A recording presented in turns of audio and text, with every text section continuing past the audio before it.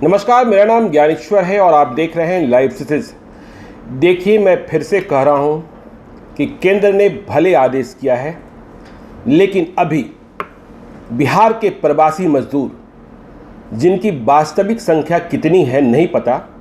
हाँ, इतना ज़रूर पता है कि 25 लाख लोगों ने बिहार सरकार से मदद मांगी है। कई लोग कह रहे हैं कि संख्या 40 लाख तक हो सकती है। तो ये प्रवासी मजदूर जिन्हें भारत सरकार ने राज्य सरकार की व्यवस्थाओं के तहत घर वापसी की अनुमति दी है, वे अब भी गठरी मोटरी लेकर तैयार न रहें, क्योंकि अभी वापसी की व्यवस्था हुई नहीं है, सिर्फ आदेश हुआ है। राजनीति भी शुरू हो गई है। आपको जिस वक्त हम खबर बता रहे हैं तब ब्रेकिंग खबर ये आ रही है कि घर लौटने के लिए राजस्थान की एक सीमेंट फैक्ट्री में श्रमिकों ने मतलब कामगारों ने पथराव शुरू कर दिया है। देखिए, इस बात का अंदेशा हमने कल ही जाहिर किया था कि जिस तरीके से आदेश पारित किया गया है, समस्या आएगी और विधि व्यवस्था की समस्या बड़े पैमाने पर पैदा होगी। तो राजस्थान में सीमेंट फैक्ट्री में पथराव की खबर आ रही है। बिहार की सूरत क्या है आपको पता है। Deputy chief minister Sushil Kumar Modi कल रात को ही स्पष्ट कर चुके हैं कि इतनी बसें नहीं हैं कि हम सबों को मतलब कामगारों को बिहार वापस बुला सकें। तो आखिर होगा क्या? देखिए, अब चीफ मिनिस्टर्स ने कहना शुरू कर दिया है कि बगैर स्पेशल ट्रेन चलाए कामगारों की, मजदूरों की, प्रवासी मजदूरों की वापसी संभव नहीं है। तो ट्रेन चलाने की इजाज़त कौन देगा? ट्रेन चलाने की इजाज़त भारत सरकार को देनी है, स्पेशल ट्रेन चलाने की। यह भी इतना आसान काम नहीं है। अब उन मुख्यमंत्रियों की परीक्षा भी होनी है जो मुख्यमंत्री कह रहे थे कि यदि अनुमति मिल जाए तो हम स्पेशल बसेस से प्रवासी मजदूरों को भेज देंगे। तो उनकी परीक्षा होनी है। योगी आदित्यनाथ की भी परीक्षा होनी है। अब ये क्या कह रहे हैं, इनके सुर कैसे बदल रहे हैं। बिहार ने तो हाथ खड़े ही कर लिए। देखिए, छात्र लौट जाएंगे क्योंकि उनके पास संसाधन की व्यवस्था हो सकती है, पर 25 लाख, 28 लाख, 40 लाख मजदूरों के लिए संसाधन की व्यवस्था में बड़ी परेशानी है। और परेशानी इस कारण भी, देखिए, कल से जब खबर फ्लैश हुई, मैं लगातार कमेंट बॉक्स में देख रहा हूं कि कामगार कह रहे हैं कि सरकारें जो हैं उन्हें खुद चले आने की इजाज़त दे दें, वे बसों का बंदोबस्त कर लेंगे। देखिए, ऐसा आदेश अभी नहीं दिया गया है कि आप खुद बंदोबस्त कर लें और चल दें, क्योंकि क्लाउजेस काफ़ी लगाए गए हैं, शर्तें काफ़ी लगाई गई हैं। नोडल ऑफिसर को अपॉइंट होना है जो आपके नाम का रजिस्ट्रेशन करेगा, फिर आपकी मेडिकल स्क्रीनिंग होगी। और बसें, मैं सिर्फ बिहार की बात कर रहा था, तो बिहार को 1 लाख से अधिक बसों की ज़रूरत होगी यदि कामगार मजदूरों को बिहार वापस आना है। कश्मीर से लेकर कन्याकुमारी तक कामगार हैं, बिहार के कामगार हैं। कोई ऐसा प्रदेश नहीं है जहां बिहार के लोग नहीं रहते हैं और घर आने के लिए बेचैन नहीं है। तो आप यदि स्वयं बस कर लेंगे तो आप शायद बिहार ना आ पाए, क्योंकि अनुमति जहां आप हैं वहां की सरकार को देनी है। और बसों में भी कई प्रकार होते हैं। देखिए, टूरिस्ट बसें जो होते हैं, यदि आप स्वयं कर लें तो शायद संभव है उन्हें इंटर स्टेट परमिशन मिल भी जाए। लेकिन जो ट्रैवलर्स बस होते हैं, जो यहाँ से वहाँ तक, वहाँ से यहाँ तक जो दैनिक यात्री होते हैं, उनके लिए इंटर स्टेट परमिट्स में परेशानी होती है और वे शायद आपको लेकर चलने से बचें, क्योंकि वे आपको लेकर चले भी आते हैं तो वापसी में उन्हें काफ़ी मुश्किलें होंगी यदि उनके पास वाजिब परमिट नहीं होगा। तो इसलिए जो व्यवस्था होनी है वह व्यवस्था सरकार की ओर से होनी है। अब कौन सी सरकार करेगी? आप जिस प्रदेश के मूल रूप से रहने वाले हैं वो सरकार करेगी, या आप जिस प्रदेश में फंसे हैं वो सरकार करेगी। इन दोनों के बीच राजनीति शुरू हो गई है। आपको हम सबसे पहले राजस्थान के चीफ मिनिस्टर अशोक गहलोत की बात बताना चाहते हैं, जिन्होंने कल रात केंद्रीय गृह मंत्रालय के फैसले का स्वागत किया कि प्रवासी मजदूरों को वापस भेजने की अनुमति दी गई है।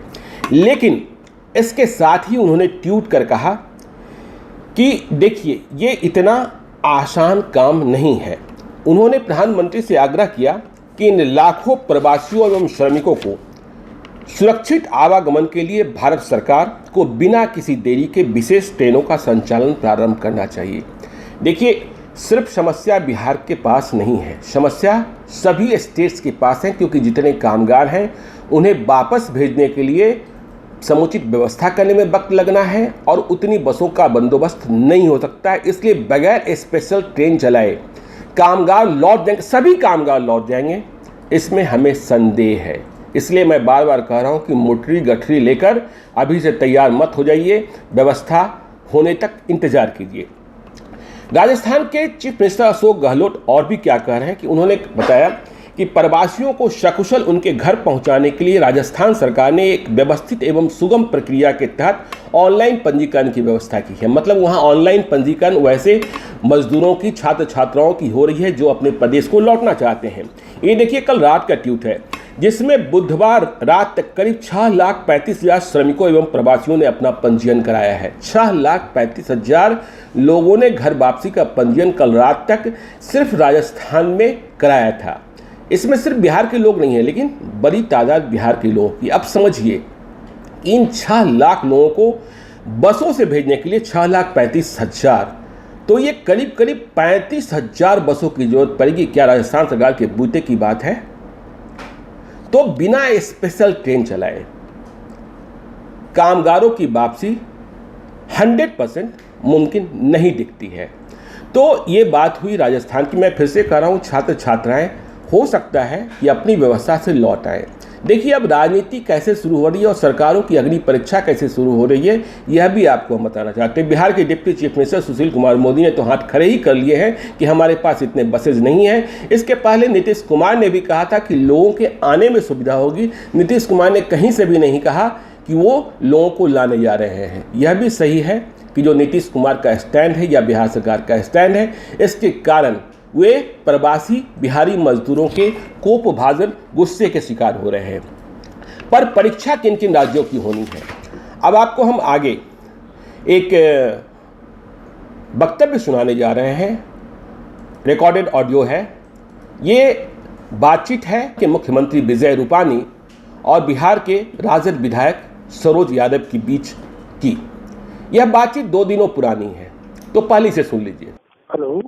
हेलो, नमस्कार जी सीएम साहब बोल रहे हैं गुजरात? जी जी नमस्कार सर, मैं बिहार पटना से सरोज यादव एमएलए बात कर रहा हूँ सर। हाँ जी सर, मेरे कंस्टिट्यूएंसी के बहुत सारे लेबर आपके और जगह जिला में फंसे थे। सब जगह व्यवस्था हो गया सर, 2 जगह नहीं हो रहा है, सूरत और अहमदाबाद। और सर 2-2 दिन 3-3 दिन से लेबर सब उपवास है सर, भूखा है, उन लोगों को खाना नहीं मिल रहा है, बहुत परेशान है लोग। हेलो, ऐसा हो ही नहीं सकता है सर। मैंने हमारी पूरी व्यवस्था है। आप मुझे डिटेल भेजिए कि इस जगह पर ये लोग हैं और उसका एक नाम और एक नंबर। सर मैंने अहमदाबाद डीएम साहब और सूरत डीएम साहब से बात की है, खुद डिटेल्स मांगे, भेजे, बट सर कुछ नहीं हो रहा है। लास्ट में सर को मैंने फोन किया। नहीं, और दूसरा हमने किया है जी, आप भी बात करो नीतीश जी को, जितने लेबर्स बिहार जाना चाहते हैं जी जी, तो हम भेज रहे हैं यहाँ से। तो आज सर मैं यूपी भेज रहा हूँ 100 बस, जी जी, तो उसको भी भेज देंगे, बताइए। जी सर, तो लोगों को भेज दिया जाता सर, बहुत अच्छा होता है। तो यहाँ हमारे नीतीश सीएम महोदय तो हेलो, एंट्री बंद किए हैं सर। नीतीश कुमार जी परमिशन दे, इतना बात करवा दो आप। नहीं दे रहे हैं ना सर, नहीं दे रहे हैं। दिया तो हमने कर दिया। नहीं सर, ये दे नहीं रहे, हम लोग तो कंटिन्यू बोल रहे हैं, बट माननीय मुख्यमंत्री महोदय कहाँ दे रहे हैं। और लेबर सर परेशान है सर, इंसान है। खाने पीने की व्यवस्था देख लूंगा। जी जी, डिटेल भेज दिया है ना डीएम को? मैंने भेज दिया सर, सूरत डीएम और अहमदाबाद डीएम साहब दोनों लोगों मैं बात कर जी, आपसे आग्रह है सर, प्लीज करवा दीजिए। हेलो, एक भी व्यक्ति भूखा न रहे, हमारी जिम्मेवारी है। जी जी जी जी सर, जी नमस्कार। तो आपने इस वक्तव्य को सुना जो गुजरात के मुख्यमंत्री विजय रूपानी कह रहे थे। विजय रूपानी से राजद विधायक सरोज यादव ने गुजरात में फंसे बिहारियों की मदद के लिए गुहार लगाई थी। लेकिन एक कदम आगे बढ़कर विजय रूपानी ने उस रात को यह कह दिया कि हम तो बिहार के मजदूरों को, कामगारों को वापस भेजने को तैयार हैं बसों से, स्पेशल बसेस से, बशर्ते कि बिहार के मुख्यमंत्री नीतीश कुमार परमिशन दे दें। विजय रूपानी यह भी कहते सुने जा रहे हैं कि वे राजद विधायक को कहते हैं कि आप अपने मुख्यमंत्री को मना लीजिए। तो देखिए, अब तो आदेश केंद्रीय गृह मंत्रालय मतलब अमित शाह ने ही दे दिया है और प्रधानमंत्री नरेंद्र मोदी की भी सहमति है। तो क्या विजय रूपानी अब इस आदेश के बाद गुजरात में जो बिहारी फंसे हैं उन्हें वापस बिहार बसों से भेज देंगे? देखिए, यह सवाल मैं इसलिए पैदा कर रहा हूं कि 2 दिनों पहले वे दावा कर रहे थे कि हम भेज देंगे, और अब हमें जानकारी ये मिल रही है कि गुजरात में भी कम से कम 3 से 4 लाख बिहारी मजदूर हैं। तो इन्हें वापस बिहार भेजने के लिए गुजरात सरकार को भी 20,000 बसों की जरूरत होगी। क्या 20,000 बसों की रवानगी गुजरात सरकार करा पाएगी जैसा पहले दावा कर रही थी? देखिए, कथनी और करनी में बहुत फर्क होता है। इसलिए राजस्थान के मुख्यमंत्री अशोक गहलोत ने पहले ही कह दिया कि बगैर स्पेशल ट्रेन चलाए कामगारों की 100% वापसी संभव नहीं हो पाएगी। तो विजय रूपानी जैसा दावा कर रहे थे, अब उनके दावे को देखना है कि क्या सचमुच गुजरात से बिहार के फंसे कामगारों की वापसी होती है या राजनीति कुछ कह देना, कुछ भी कह देना। देखिए, बगैर तैयारी के लिए आप कुछ कह देते हैं। देखिए, कोटा की बात अलग है, वहाँ 7,000 8,000 बच्चे फंसे हैं, उनके लिए 300-400 बसों की व्यवस्था यहाँ से हो जाए वहाँ से हो जाए, ये अलग बात है। लेकिन 1 लाख 1.5 लाख बसों की व्यवस्था कश्मीर से कन्याकुमारी तक असंभव सा टास्क दिखता है। इसलिए बिना स्पेशल ट्रेन चलाए। देखिए, अब हम आपको यूपी के चीफ मिनिस्टर योगी आदित्यनाथ के ट्वीट के बारे में बता रहे हैं, जिन्हें संकट मोचक कहा गया।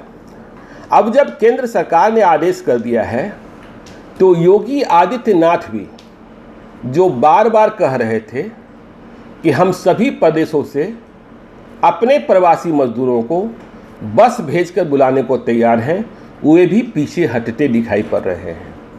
देखिए, योगी आदित्यनाथ का नया स्टैंड क्या है, मैं बातों को समझिएगा। बिहार को चाहिए 1 लाख से अधिक बस, इससे कम यूपी को भी नहीं चाहिए होगा। तो योगी आदित्यनाथ कह रहे हैं कि सभी प्रवासी कामगार व श्रमिक बहनों भाइयों से अपील है कि जिस धैर्य का परिचय आप सभी ने अभी तक दिया है उस धैर्य को बनाए रखें, पैदल न चलें। बिल्कुल सही उन्होंने अपील की है। जिस राज्य में है वहाँ की सरकार से संपर्क में रहें। देखिए, अब योगी आदित्यनाथ पिंड छुड़ा रहे हैं।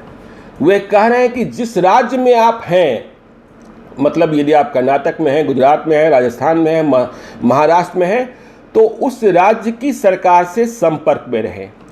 आप सभी की सुरक्षित वापसी के लिए संबंधित राज्य सरकार से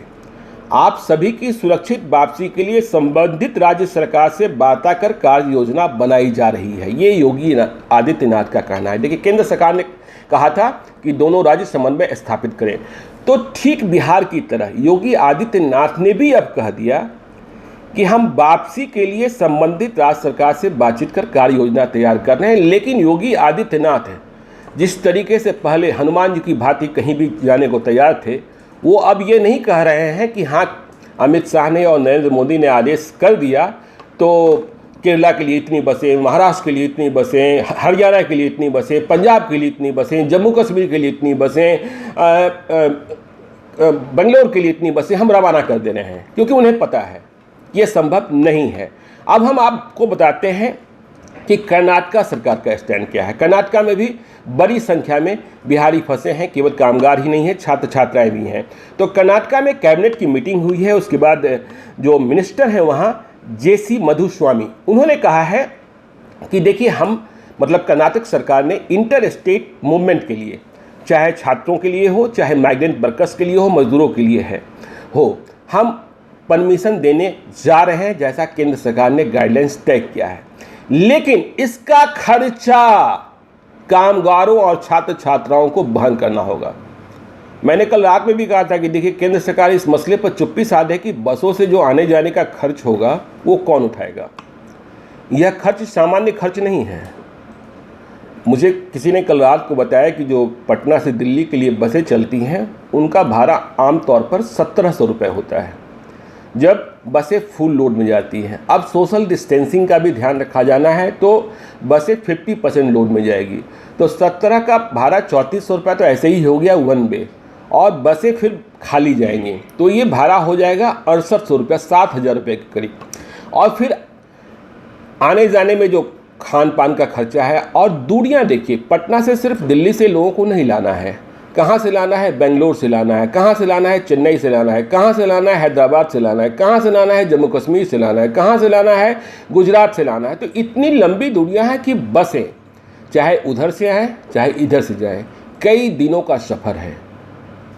यदि लगातार चलते भी रहे, जो संभव नहीं है, एक बस का ड्राइवर यदि एक ही है तो वह कितना लगातार चलेगा, अनुमति भी नहीं देता है।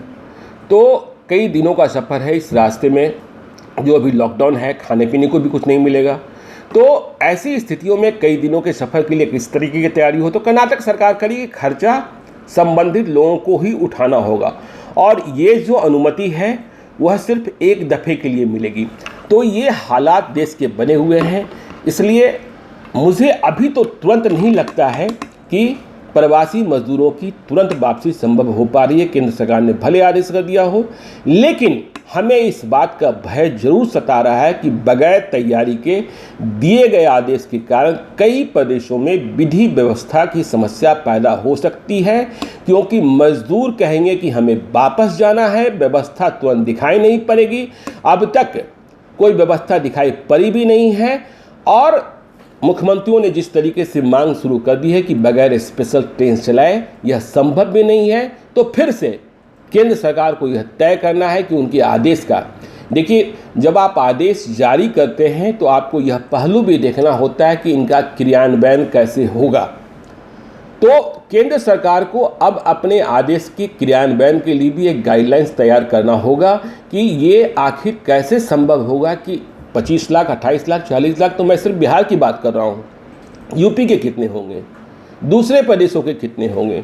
तो ये सारी समस्याएं हैं, और इन समस्याओं पर, प्रवासी मजदूरों की समस्याओं पर लाइव सिटी लगातार सजग है। हम चाहते हैं कि आपकी सुरक्षित घर वापसी हो, आप कोई रोग लेकर न लौटें, इसका भी ख्याल हमें रखना है, बिहार को रखना है। आप जब आएँ तो वहाँ भी स्क्रीनिंग कराएं, यहाँ भी स्क्रीनिंग कराएं।